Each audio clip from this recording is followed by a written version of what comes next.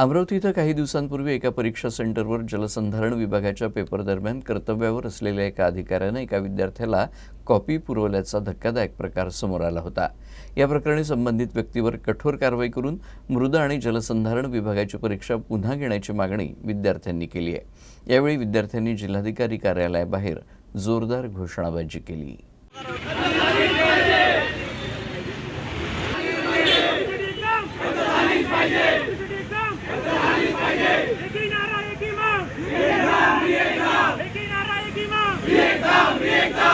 सेंटरना काय जमर नाही, काय छापलेली उत्तरे सर्व एकदम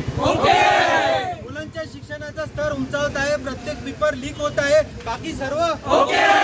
वर्षाची तयारी करून पेपर द्यायला गेलो, आई वडिलांचे अधिकारी बनण्याचे स्वप्न पूर्ण करायला गेलो, पोस्ट तर आधीच यशच्या नावावर आहे, 30 लाखचा कार्यक्रम घेऊन कार्यक्रम सगळा परीक्षेची तयारी करणारे अपयशाची झुंज देत आहेत, पेपर फुटून परीक्षेला बसणारे आयुष्याचे पुढे जात आहेत, विद्यार्थ्याचे भविष्य पणाला लागले, बाकी सगळं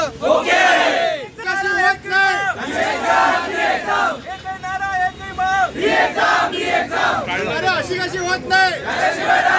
अशी कशी होत नाही, दोषीवर कारवाई झालीच पाहिजे, दोषीवर कारवाई झालीच पाहिजे, 30 खोके